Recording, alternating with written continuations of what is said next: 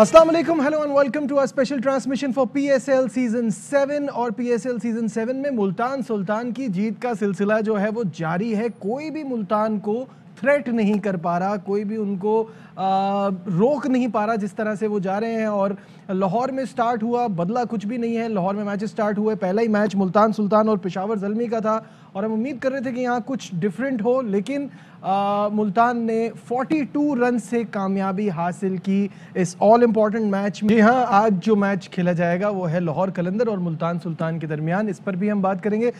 लेकिन पहले शुरुआत करते हैं कल के मैच से। मेरे साथ मौजूद हैं और एक्सपर्ट यूनुस खान और तनवीर अहमद। अस्सलाम वालेकुम, वेलकम टू द शो।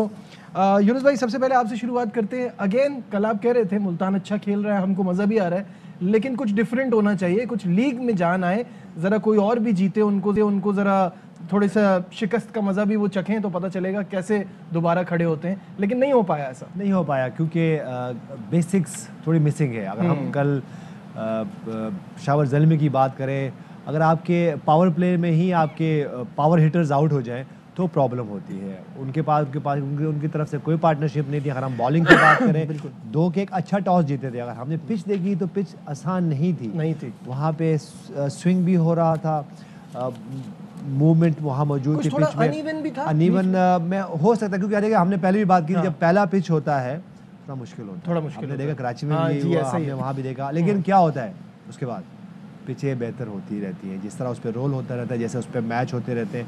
क्योंकि क्रिकेटर को भी के लिए भी प्रॉब्लम ये होती है कि एक ही ग्राउंड में जब ज़्यादा मैचेस हो रहे होते हैं तो बाज़-औक़ात वो थोड़ा मॉइस्चर छोड़ देते हैं, थोड़ा घास भी छोड़ देते हैं, तो उनकी भी एक प्रॉब्लम होती है। या तो अनलेस आपके पास 2-3-4 ग्राउंड हो जिस पे मैचेस हो रहे हैं तो कोई प्रॉब्लम नहीं है। लेकिन ये है कि क्योंकि आपके अब ये भी नहीं हो सकता, हम ये भी नहीं कह सकते कि गद्दाफी स्टेडियम में अगर मैच हो रहा है, नेशनल स्टेडियम में मैच हो रहा है तो इतनी सारी पिचेज़ हैं, होती ज़रूर है पिचेज़, लेकिन आप वही 2-3 पिचेज़ ही सेंटर की यूज़ करनी होती है। क्योंकि इतना बड़ा ग्राउंड तो हो नहीं सकता कि आप किसी भी पिच को सेंटर में बना दें और सारा कुछ वहाँ पे फिक्स कर दें। तो इसलिए क्रिकेटर्स के लिए भी प्रॉब्लम्स होती है, ग्राउंड मैन्स के लिए भी प्रॉब्लम होती है कि वो 2 से 3 मेन सेंटर की पिचेस यूज़ करें। अच्छा टॉस जीते पेशावर ज़ल्मी, थोड़ा सा मुश्किल भी हुआ बैट्समैन्स को, लेकिन जिस तरह मोहम्मद रिजवान की फॉर्म है, शान मसूद की फॉर्म है, अमेजिंग। दो कि इनका स्ट्राइक रेट इतना कराची के हिसाब से वैसा हाई नहीं था, लेकिन मेरे ख्याल से अगर कल की पिच पे 160 और रन्स थे तो वो मेरे ख्याल से इनफ थे। बिल्कुल सही है। शान की परफॉर्मेंस के हवाले से भी बात करेंगे, मुल्तान की और भी बात करेंगे, लेकिन कल जो स्टार्ट मिला मुल्तान सुल्तान को बॉलिंग करते हुए, जैसे कि अभी यूनुस भाई ने कहा कि पावर प्ले में ही उनके पावर हिटर्स आउट कर दिए, इसकी वजह से वो दोबारा खड़े नहीं हो पाए। कामरान की विकेट, हैदर की विकेट, शफेन की विकेट, ये बड़ी इंपॉर्टेंट विकेट्स थी जो मज़हर रब्बानी ले ली। जी तनवीर, ब्लेसिंग मज़हर रब्बानी बड़ी ज़बरदस्त बॉलिंग कराई है कल उन्होंने, और क्या देखते हैं आप, क्या राज है मुल्तान की इस अनबीटन रन का अब तक? देखिए, वो उसके रीज़न एक ही रीज़न है, उनकी फॉर्म बहुत अच्छी है। हर लड़का बॉलिंग में, बैटिंग में, हर जगह परफॉर्म कर रहे हैं। और रिजवान कल बिल्कुल ऑफ कलर नज़र आए जिस तरीके से वो बैटिंग करते हैं। 34 रन 34 बॉल्स के ऊपर रिस्पॉन्सिबिलिटी ली। शान मसूद ने देर तक खेला। पिच इतनी आसान नहीं थी, ये पिच इतनी आसान नहीं थी, उस हिसाब से 182 रन बहुत अच्छे हुए। टिम डेविड ने 34 रन किए, लेकिन ये मुझे ज़रूर अच्छा लगा कि वहाब रियाज ने बाउंसर्स ट्राई किए उनको, जो कि करने भी चाहिए थे, क्योंकि पिछले 2 मैचेस में उन्होंने जो रन्स किए बाउंसर ट्राई नहीं हो रहे थे। ट्राई किए उन्होंने, शॉट्स खेली, एक आध बाउंड्री भी उस पर लगी, लेकिन पेस है तो फिर आपको ट्राई करना चाहिए, वो नज़र आया। फिर रब्बानी की बात हम करते हैं, बहुत ये भी अच्छी चीज़ मुझे लगती है कि एक जिम्बाब्वे की टीम से एक प्लेयर निकल के आया और वो PSL खेल रहा है। शान मसूद की मैं बात थोड़ी सी करना चाहता हूँ। देखिए, आई थिंक कुछ लोग जो है वो हमारी चीज़ों को कुछ गलत समझ रहे हैं हम शान मसूद के बारे में जो कह रहे हैं। देखिए, बात ये है कि इसमें कोई शक नहीं, शान मसूद ने फर्स्ट क्लास क्रिकेट में 4 मैचेस में 500 रन किए हैं। अब जरा मैं थोड़ा सा डिटेल से समझा रहा हूँ, जरा लोगों के दिमाग में बैठ जाए बात कि हम कहना क्या चाहते हैं। कभी कभार शो में टाइम नहीं होता, हम डिटेल से बात नहीं कर सकते। हमारा कहने का मकसद ये था, या मेरा कहने का मकसद ये था कि PSL के अंदर जो उसकी फॉर्म थी, क्या उस वजह से पाकिस्तान टीम में सिलेक्शन हुई, या ये जो 4 डे में इसने 4 मैचेस में 500 रन किए इस वजह से सिलेक्शन हुई? क्योंकि अगर सबसे बड़ा सवाल तो ये है कि उसको निकालना ही गलत था। यही तो मैं कह रहा हूं, अब मैं उसी तरफ ही आ रहा हूं। अगर उनको निकाला गया था, अगर इनकी 4 मैचेस की परफॉर्मेंस की वजह से उनको रखा गया था, तो निकाला किस लिए गया था? लास्ट 11 मैचेस के अंदर, टेस्ट इनिंग के अंदर 300 हैं। वही मुझे बता दें कौन सा ऐसा प्लेयर जो लास्ट 11 इनिंग के अंदर 300 करके बैठा और उसको पाकिस्तान टीम से ड्रॉप कर दिया जाए।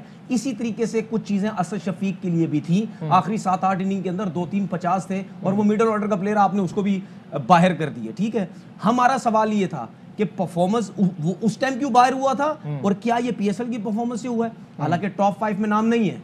इमामुल हक की मैं बात थोड़ी सी करता हूँ। इमामुल हक ने भी 5 मैचेस में 500 समथिंग रन डोमेस्टिक के किए हैं। बिल्कुल। वो कैसी टीम के अंदर है? परफॉर्म तो किया हुआ है, लेकिन आपका चीफ सिलेक्टर कहाँ गायब है? जो छुपा हुआ कहता है। था छुपा रेड हुआ बॉल आपका का चीफ प्लेयर नहीं है, सिलेक्टर। जब कहते थे आपका वो। चीफ सिलेक्टर कहता था रेड बॉल रेड बॉल का का प्लेयर नहीं है। तो कैसे आ गया जी? इसका मतलब ये है ये आपने सिलेक्ट नहीं किया। इसका मतलब ये है किसी के कहने पे सिलेक्ट किया। हुआ है। अब हमें नहीं पता वो कौन सा दुनिया में रहता है वो बंदा जिसने आपको बोला होगा। अगर आपने अपनी मर्जी से सिलेक्ट किया है तो as a test cricketer Wasim साहब, मेरा आपसे सवाल है, आप तो कहते थे रेड बॉल का प्लेयर ही नहीं है, तो ये कैसी टीम के अंदर आया? दूसरी चीज, अगर सोहेल खान ने 30 आउट किए हैं, वो क्यों नहीं है पाकिस्तान टीम के अंदर? क्या मतलब उसकी पीएसएल में परफॉर्मेंस नहीं थी, इस वजह से आपने उसको सिलेक्ट नहीं किया?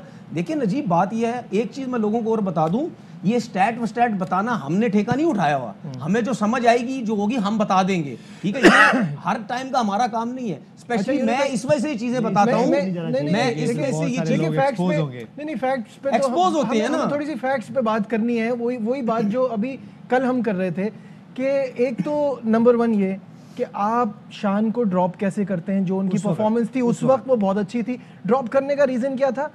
टेक्निकल प्रॉब्लम है, कुछ इनकी टेक्निक में गलतियां हैं। यही रीजन था। अब मुझे ये बताइए कि जिसकी वजह से शान मसूद ने बहुत सफर किया जी, उनको एक ट्रैवल करना पड़ गया अब्रॉड जी, और उस पर भी बड़ी कंट्रोवर्सी बनी। साउथ अफ्रीका गए, गैरी कर्स्टन के पास गए। अच्छा देखिए, फर्क तो पड़ा है क्योंकि उन्होंने क्या आपको देख के शान में, क्योंकि you know him before and after, क्या आपको नजर आता है शान ने क्या चेंज किया है जिसके बाद ही is not only just a test cricketer, वो T20 के लिए भी बड़े सूटेबल नजर आ रहे हैं? देखिए, अगर हम शान की बात करें तो शान मसूद उन प्लेयर में से जो कि डोमेस्टिक में, अगर हम वनडे की बात करें, T20 की बात करें, तो ये फर्स्ट टाइम परफॉर्म नहीं कर रहे, हमेशा करते हैं।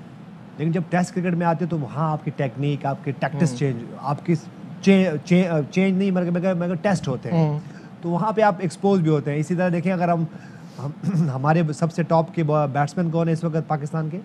बाबर आजम की अगर 1-2 साल से पिछले की परफॉर्मेंसेस देख लें तो वनडे के टॉप के प्लेयर, T20 के टॉप के प्लेयर, और टेस्ट में क्या करते थे? स्ट्रगल कर रहे थे।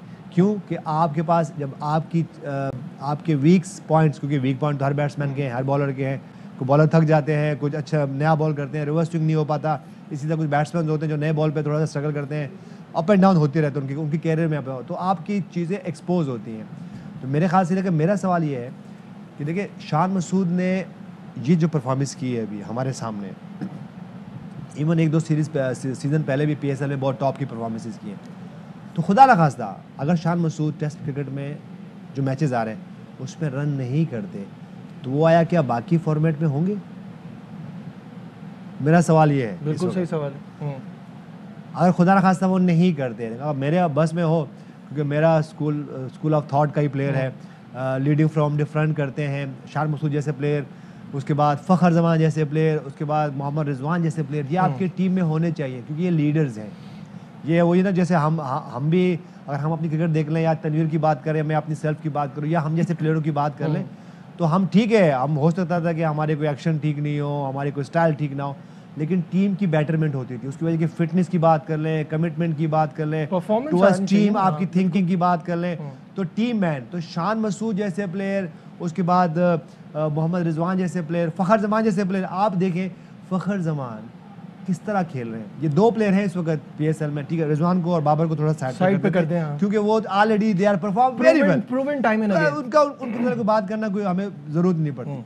लेकिन अगर हम बाबर आजम, उसकी फ़खर जमान की बात करें और शान मसूद की बात, कैसा मर्ज हुए दोनों, और हमने यही बैठ के तारीफें की हैं। तो ये वो प्लेयर्स हैं जो कि टीम के लिए खेलते हैं, और खास तौर पे फ़खर जमान की बात करता हूँ। बिल्कुल, देखिए फ़खर जमान अगर आपकी टीम में, तनवीर आप बताएं कौन से नंबर पे खेलेंगे वो? मैं तो ओपन ही कराऊंगा, नंबर 1 खेलेंगे। कहाँ खेलते हैं आपकी T20 में? तीसरे नंबर पे, व्हाई इज दैट? कि he is a team man, उसको फर्क नहीं पड़ता कि अगर कोई और प्लेयर हो जो हम जिन उन प्लेयरों की बात नहीं करते, तो वो क्या नंबर्स के लिए कितना इश्यूज होता है, इशू पास में भी होता रहा, अभी भी होता है, लेकिन ऐसे प्लेयर आपके टीम में होने चाहिए मेरे ख्याल से। देखिए, शान मसूद की, बिल्कुल शान मसूद की मैं बात करूं, जब आपके बेल्ट पर रन्स होते हैं ना, तो वो कॉन्फिडेंस ही कुछ और होता है। कॉन्फिडेंस। अच्छा इसमें एक चीज लेकिन मैं इस बात से, मैं जो आप अभी बात कर रहे थे ना कि स्टैट्स के बगैर हम बात कैसे कर सकते हैं? देखिए स्टैट पे नहीं जाए, नहीं स्टैट नहीं, ये ठीक कह रहे हैं। देखिए मैं तो हर चीज पे रेडी रहता हूं। देखिए मेरी बात सुने, अभी हम शान की बात कर रहे हैं, तारीफ कर रहे हैं ना। शान कहाँ खड़ा है? दूसरे नंबर पे इस वक्त टॉप स्कोरर है पीएसएल का भी। लेकिन नहीं करें बात स्टैट्स। फखर की बात करें, फखर नंबर 1 है इस वक्त। नहीं स्टैट की बात ना करें, पीएसएल के स्टैट्स नहीं स्टैट की बात ना करें, फिर बहुत लोग एक्सपोज हो जाएंगे। हाँ आप मुझे बताएं कि लास्ट वनडे में हाईएस्ट परफॉर्मर कौन है जी? नेशनल जो सॉरी नेशनल T20 जो हुआ था, सबसे ज़्यादा पर आप स्टैट्स की बात कर लें, देख लें अभी किसने सबसे ज़्यादा रन किए हुए? साहबजादा फरहान है जी ठीक है। 4 डे में सबसे ज़्यादा रन किसने किए हुए? किसने किए हुए? टॉप 5 में, टॉप 5 में हुरैरा है। हुरैरा नंबर 1 पे हुरैरा के है, बाद अभी कौन है? साहबजादा फरहान है। साहबजादा कोई यंग प्लेयर है? पहले भी था। पहले भी खेल चुका है। Domestic कब तो से वो खेल क्यों रहा नहीं है टीम में फिर? हाँ ये बात देखिए तो है। नजीब अच्छा, और अगर हम बाकियों की बात करें तो भाई जो बाकी तो कोई 7वें नंबर पे है, कोई 8वें नंबर पे है, कोई 10वें नंबर पे, कोई स्टैट की बात ना करें। देखिए हम यहाँ पार्टी नहीं बनना चाह रहे, हम हाँ, नहीं सही बात है। शान मसूद जैसे प्लेयरों को सपोर्ट कर रहे हैं। स्टैट्स पे बात करेंगे तो टीम मैनेजमेंट के भी लोग नहीं ना होंगे। हम इमामुल हक की सपोर्ट कर रहे हैं ना या उसके अगेंस्ट है हम, और इवन जो बाकी प्लेयर भी हैं, फ़खर जमान की हम कोई सपोर्ट नहीं कर रहे हैं यहाँ पे क्योंकि उनके परफॉर्मेंसेज हैं। बाबर आजम की कोई सपोर्ट नहीं कर रहे, वो परफॉर्मेंस कर रहे हैं। उसके बाद मोहम्मद रिजवान की हम ऐसी तारीफें नहीं कर रहे कि वो कोई मेरे अंडर खेला हुआ है, पेशावर से है, मेरी टीम से। नहीं सही बात है, जो ऐसा नहीं। परफॉर्मेंसेस हैं जो वो सबके परफॉर्मेंस सामने है। स्टैट पे आएंगे, स्टैट्स पे आएंगे तो बहुत से लोग एक्सपोज हो जाएंगे, इवन आपके सेलेक्टर भी एक्सपोज हो देखिए जाएंगे। नजीब, तो उसकी बात ना करें। मेरा सिर्फ सजेशन ये है, मेरी सिर्फ रिक्वेस्ट ये है कि शान मसूद जैसे प्लेयर, फ़खर जमान जैसे प्लेयर, मोहम्मद रिजवान जैसे प्लेयर, इसके बाद और भी एहसान अली जैसे प्लेयर अगर ये परफॉर्म करते हैं तो उनके साथ इंसाफ करें। देखिए एक अभी पिछले साल क्या हुआ था, PSL कौन था बेस्ट प्लेयर? अभी देखो स्टैट पे बात आ गई ना, कौन था बेस्ट प्लेयर जी PSL लास्ट PSL का? रिजवान की बड़ी जबरदस्त परफॉर्मेंस। एक और प्लेयर जो टीम में सेलेक्ट हुआ था कौन था जी? वो शोएब मकसूद। किसकी परफॉर्मेंस में सेलेक्ट हुए थे वो? T20 की परफॉर्मेंस। वहां जाके क्या हुआ इंग्लैंड में? फिर वनडे खिला दिया। किस तरह वो खेले वो? T20 यार ये कैसे खेल रहे हैं? T20 की ये कैसे खेल रहे खिला रहे हैं? ठीक है। और एक बंदा खुद कह रहा है मैं 4 डे क्रिकेट नहीं खेलना जी, और वो चलो ठीक है, T20 और वनडे सिमिलर हैं, हम ये कह सकते हैं। लेकिन फिर क्या हुआ वहाँ जब वो कौन सी टीम थी इंग्लैंड की हमारे खिलाफ खेल रही थी? कौन सी टीम खेल रही थी? चेंज थी बिल्कुल ही हम लोग क्या कह रहे थे? बी और सी टीम। क्या हुआ हमारे साथ? बुरी तरह हराया। शोएब मकसूद के साथ क्या हुआ उसके बाद? वो बाहर हो अब कहाँ है वो शोएब मकसूद? लेकिन वो फिर T20 से तो इंजरी की वजह से बाहर हुए ना। इंजरी की वजह से बाहर हुए ना, फिर आप टीम में क्यों नहीं है? आप समझे बात को, जो मैं आपको समझाना चाह रहा हूँ। स्टैट्स की बात करेंगे तो मैं सिर्फ ये बात कहना चाह रहा हूँ कि शान मसूद को अभी आपने टेस्ट क्रिकेट में पिक किया है, मेरी बड़ी ख्वाहिश है कि वो परफॉर्म करे, T20 में भी रेगुलर खेले, वनडे भी खेले, क्योंकि देखिए यहाँ से जब आप आते हो तो पूरा उसको पूरा रन दे ना। खुदा न खास्ता शान मसूद जैसे प्लेयरों से अगर या सबसे ज़्यादा फरहान से रन अभी नहीं होंगे तो क्या एक ही सीरीज में आप पार कर दो? ये इसी तरह जैसे कोचेस की हमने उस दिन बात की कि यार आपने मोहम्मद यूसुफ को सिर्फ एक सीरीज के लिए कोच बना 3 टेस्ट मैच के लिए बना दिया। अगर अगर टीम प्लेयर परफॉर्म नहीं करते तो क्या मोहम्मद यूसुफ की एबिलिटी में नहीं थे वो?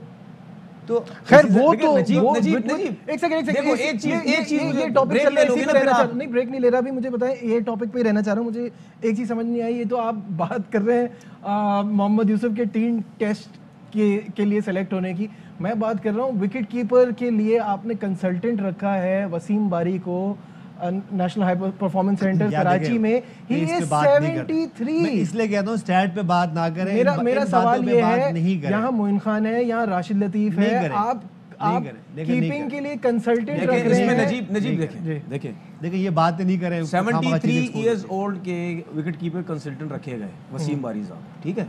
किसने रखे? रमीज राजा साहब ने।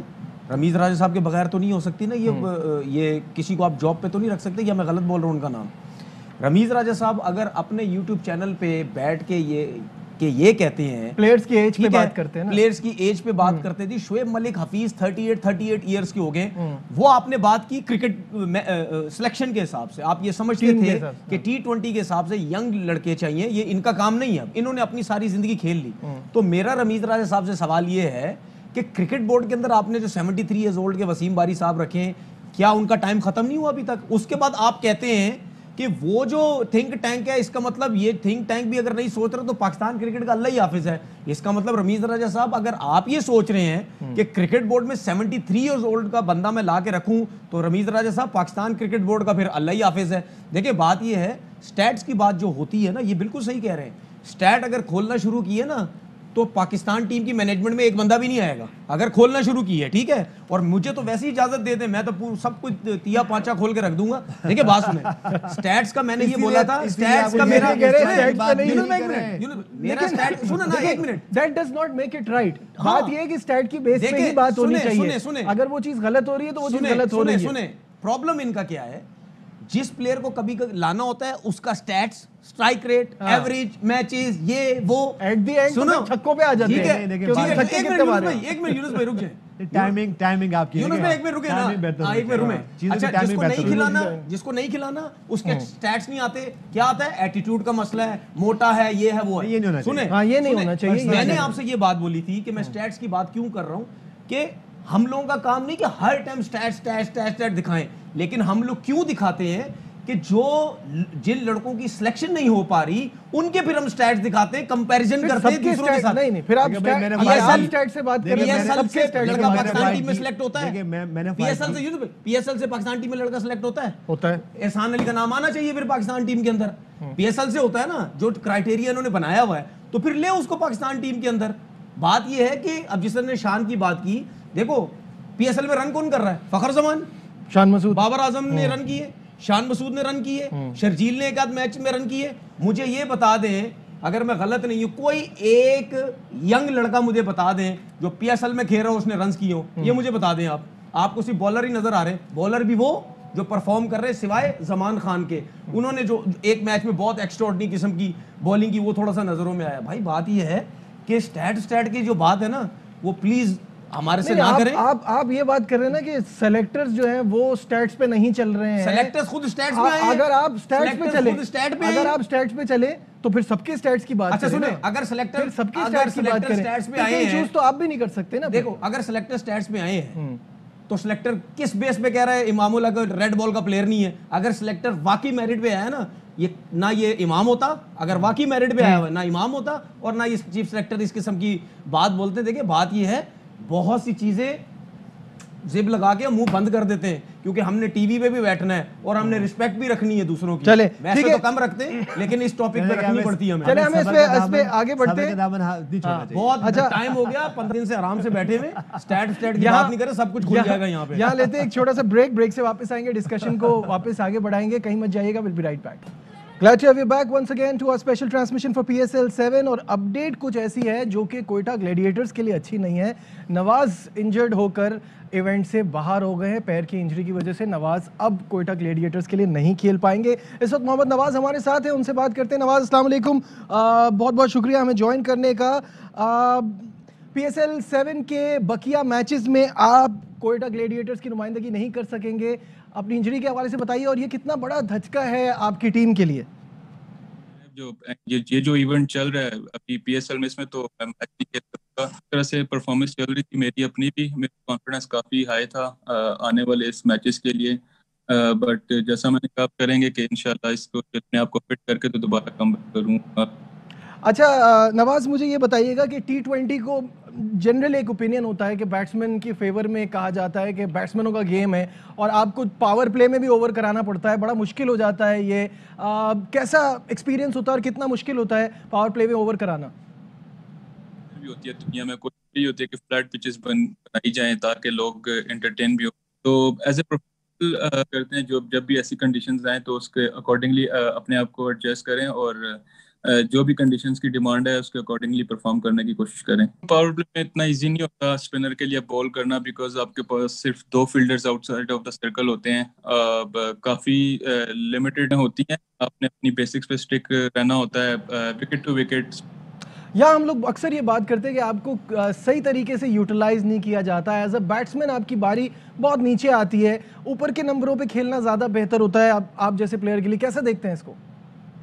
सिचुएशन में भी बारी आए, मेरी कोशिश यही होती है, अगर वो चाहे नीचे बारी आए चाहे ऊपर आए, मैं उसके अकॉर्डिंगली परफॉर्म करूं जो टीम के लिए बेहतर हो।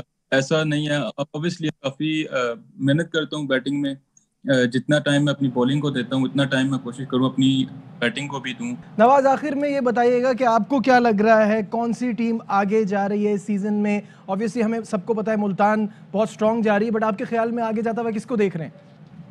अभी तो जो पॉइंट्स टेबल टीम्स की सिचुएशन है वो काफ़ी वाइड ओपन, हर टीम के लिए एक वाइड ओपन सी सिचुएशन है। कोई भी टीम अगर ये जो सेकंड लेग होगा काफ़ी इम्पोर्टेंट होगा हर टीम के लिए, बिकॉज जो भी सिर्फ एक मुल्तान सुल्तान टीम है कि जो बिल्कुल ही सारे मैच जीती हुई है, बट डिपेंड करता है अब ये जो सेकंड लेग है इसमें से कौन सी टीम कितना परफॉर्म कर। बहुत शुक्रिया Nawaz, wish you very best of luck. उम्मीद करते हैं आप जल्दी रिकवर हो जाएं और जल्दी वापसी करें कोयटा के लिए भी और ऑब्वियसली सबसे इंपॉर्टेंट पाकिस्तान के लिए भी। इस सीजन से तो फिलहाल नवाज बाहर हो गए, धचका है टीम के लिए भी, हमारे लिए भी, हमारे लिए भी।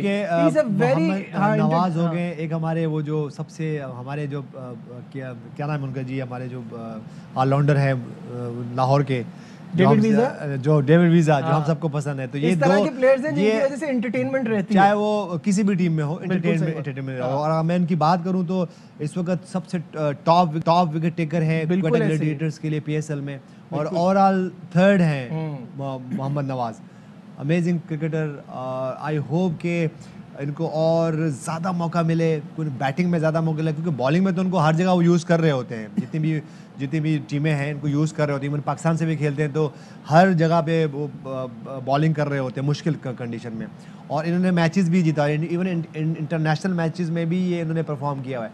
मेरी बड़ी ख्वाहिश है कि इनको एक प्रॉपर रन दिया जाए बैट से, क्योंकि जितने अच्छे मेरे अंडर काफ़ी खेले हुए, तो आई नो कि कितना अच्छा उनमें टैलेंट है और कितना अच्छा खेल सकते हैं। इनको यूटिलाइज अगर थोड़ा बेहतर किया जाए तो ये बहुत अच्छा होगा पाकिस्तान के लिए। बिल्कुल, जल्दी से बढ़ते हैं आज के यहाँ लेते हैं एक ब्रेक, कहीं मत जाइएगा, will be right back. Glad to have you back once again to our special transmission for PSL season 7। और लाहौर कलंदर का मुकाबला है मुल्तान सुल्तान से। मुल्तान सुल्तान किसी सूरत हार नहीं रहा कोई भी गेम। हम चाह रहे हैं थोड़ी सी एक्साइटमेंट बढ़े, और मैं तो आज यूनुस भाई सपोर्ट कर रहा हूँ लाहौर कलंदर को, क्योंकि एक्चुअली मुझे लगता है लाहौर कलंदर की टीम बड़ी ज़बरदस्त टीम है, बड़ी जेल हो गई है। शाहीन शाह अफरीदी बहुत अच्छी कप्तानी कर रहे हैं, और अगर इनको इस वक्त कोई हरा सकता है तो मुझे वो ये या इस्लामाबाद लगते हैं। ऐसे ही। तो कैसा देख रहे हैं आज का मैच? मुझे लगता है ये फाइनल्स में हराएंगे, इनको जाके हराएंगे, कहीं ना कहीं तो हारना है, मुझे लगता है।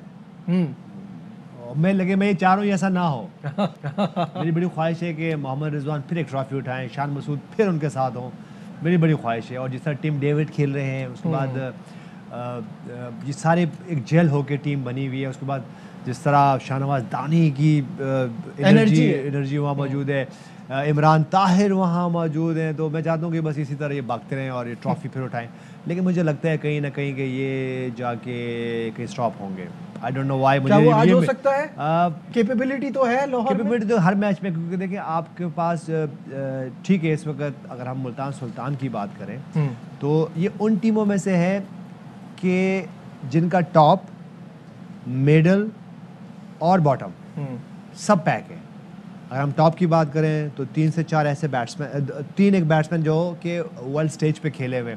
अगर मैं मोहम्मद रिजवान की बात करूं, शान मसूद की बात करूं, इसके बाद शुएब मकसूद की बात करूं, उसमें थोड़ा सा नीचे आ जाए तो फिर जिस तरह टीम डेविड खेल रहे हैं, और हम एक प्लेयर जिसने बहुत इंपॉर्टेंट मैच जितवाया हुआ है मुल्तान सुल्तान को, खुशदिल शाह। मैं अभी आपसे बोलने ही वाला था कि खुशदिल शाह को एज अ मर्ज हुआ है, वो मर्ज हुए हैं। अगर हम खुशदिल शाह की बात करें तो इससे पहले हम भी उनके साथ कोचिंग सपोर्टिंग स्टाफ में थे, तो हमने भी बड़ी कोशिश की कि वो ये अपना लेग स्टंप पे मिड विकेट और स्क्वायर लेग से बाहर निकले और कवर्स में, एक्स्ट्रा कवर्स में, पॉइंट में, मिड ऑफ की तरफ आए, और फाइनली उन्होंने वो पिक कर लिया। और जिस तरह उन्होंने आके वो 3-4 बॉलों में 2-3 छक्के मार के, खासतौर पे कवर्स में, मिड ऑफ में, कवर्स में और पॉइंट पे छक्का। अपनी बॉलिंग से ज्यादा इंप्रेस कर रहे हैं। वैसे बॉलिंग से इसलिए इंप्रेस कर रहे हैं कि अब उनको वेरिएशन से बॉल फ्लाइट भी दे रहे हैं और उनको समझ में आ गई। अच्छा, ये होता क्यों है?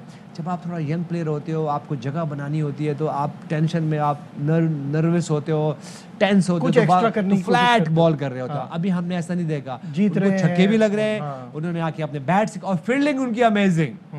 जिस तरह खुशदिल शाह फील्डिंग कर रहे हैं, टीम की जान है। उसके बाद जिस तरह शाहनवाज दानी बॉलिंग कर रहे हैं, टीम के थोड़ा सा इमरान खान सीनियर का थोड़ा सा सेटबैक हो गया कि उनसे वो जबकि अगर हम पिछला सीज़न की बात करें, डोमेस्टिक की बात करें, तो इमरान खान और सुहेल खान ने बड़ी अच्छी परफॉर्मेंसेस की हुई, लेकिन फॉर समहाउ वो क्लिक नहीं कर सके, पिक नहीं कर सके ये एनवायरनमेंट, तो इसलिए वो नहीं है। लेकिन मैं अगर इनकी बात करूँ तो पूरी पैक टीम लग रही है और कैपेबल है लाहौर कलंदर्स, क्योंकि हमारे डेविड विजे वहाँ पे जो हमारे फेवरेट प्लेयर है वहाँ पे, राशिद खान वहाँ पे खेल रहे हैं, और फिर जिस तरह कैप्टन एक कैप्टन मर्ज हो रहे हैं शाहीन शाह अफरीदी, बड़ा अच्छा लगता है जब यंग प्लेयर और उनके सामने कौन है, उनके बेस्ट बडी होंगे मोहम्मद रिजवान।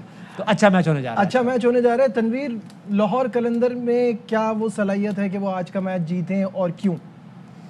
देखिए इसमें कोई शक नहीं है, लाहौर कलंदर हरा सकता है और मैं तो यही चाहता हूँ कि लाहौर कलंदर को जीतना चाहिए कि मुल्तान सुल्तान बहुत अच्छा खेल रहा है उनको। मुझे कहीं ना कहीं ये मजाक में एक बात कर रहा हूँ कि मुल्तान सुल्तान को आप उसी सूरत में हरा सकते हैं कि वो 10 ओवर खेलें, आप 20 ओवर खेलें, तभी हरा सकते हैं, क्योंकि लग तो यही ऐसा रहा है क्योंकि वो बहुत एक्स्ट्राऑर्डिनरी अनदर लेवल पे है। और जिस तरह अगर हम लाहौर कलंदर की बॉलिंग की बात करते हैं या बैटिंग की बात करते हैं, ये इनमें ऐसी क्वालिटी है, ये हरा सकती है मुल्तान सुल्तान की टीम को। और जिस तरह आपने बात की ना कि यही वाहिद टीम ऐसे लगती है जो हरा सकती है। देखिए जिस तरह आपने खुशदिल शाह की भी बात की, खुशदिल शाह ने एहसान नहीं किया किसी के ऊपर बॉलिंग अच्छी करके, अपनी क्रिकेट बढ़ाई है, अपनी क्रिकेट बढ़ाई है। जो भी प्लेयर इंप्रूवमेंट करता अपनी बैटिंग बॉलिंग पे, स्पेशली T20 क्रिकेट, मेरी और आपसे कल भी यही बात हो रही थी।